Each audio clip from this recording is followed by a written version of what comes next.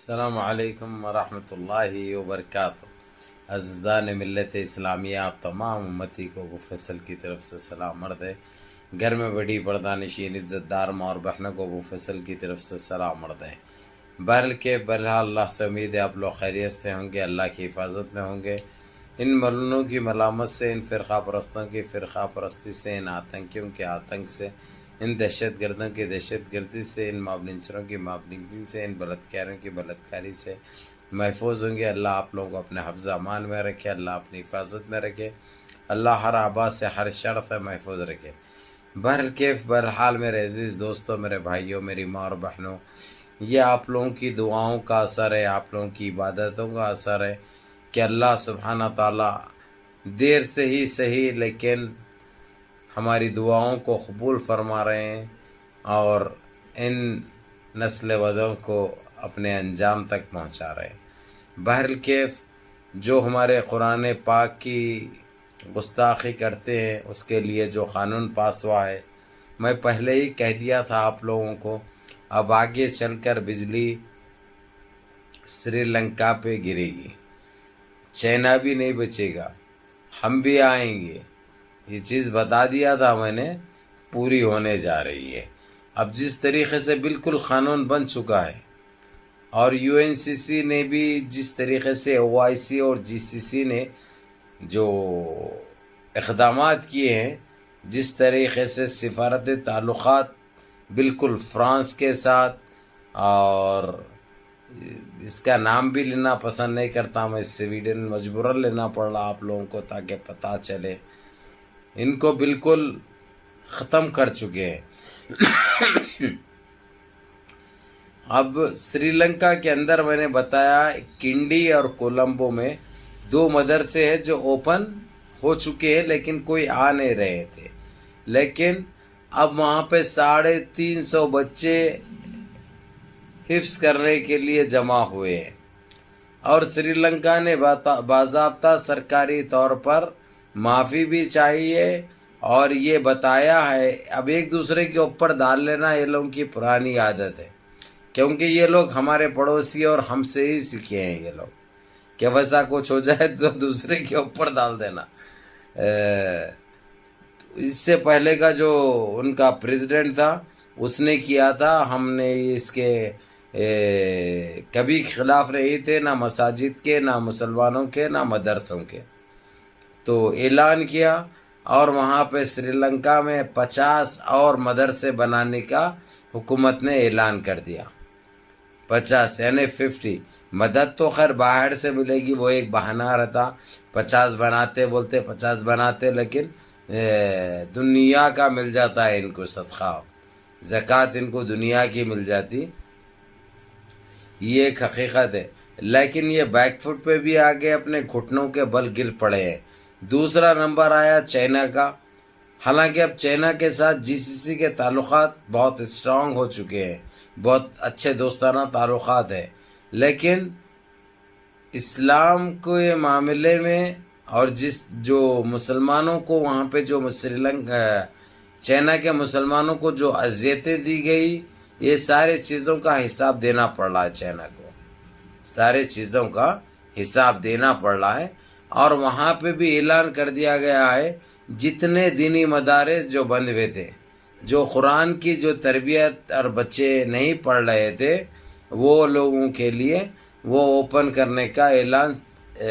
China کی حکومت نے بھی کر دیے۔ اور چائنا کی حکومت نے بھی یہ بھی کہا ہے، معافی بھلا نہیں چاہیے، لیکن یہ بھی کہا ہے اگرچہ غلط کرتے ہوئے پکڑے جائیں گے تو ان کو سزا بھی دی جائے گی، وہ بند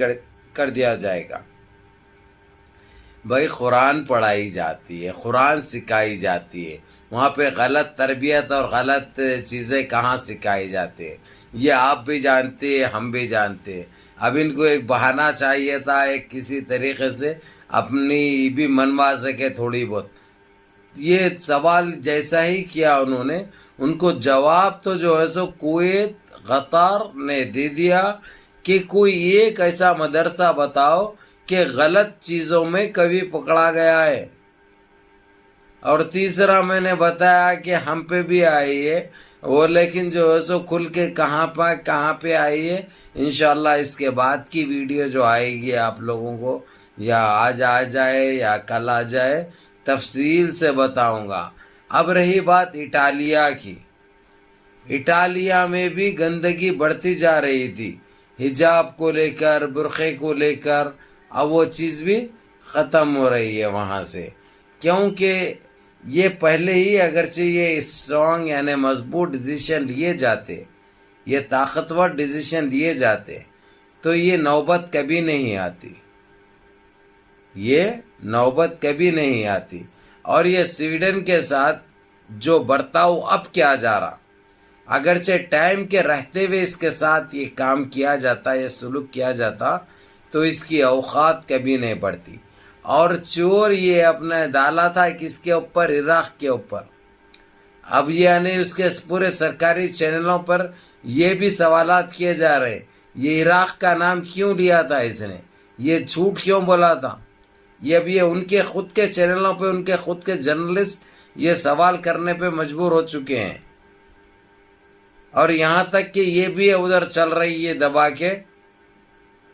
وہاں کے وزیر اعظم کو ریزائن کر دینا چاہیے پہلی فرصت میں، کیونکہ ساری دنیا سے ہمارا جب بائیکاٹ کیا جا رہا اس کے غلط نیتیوں، غلط فیصلوں کی وجہ سے، تو اس کو پرائم منسٹر پہ رہنے کا کوئی ادھیکار نہیں ہے،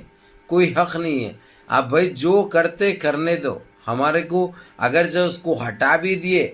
یہ لوگوں کو خوش کرنے کے لیے، پرائم منسٹر تو جا کے نہیں جلایا تھا نعوذ باللہ،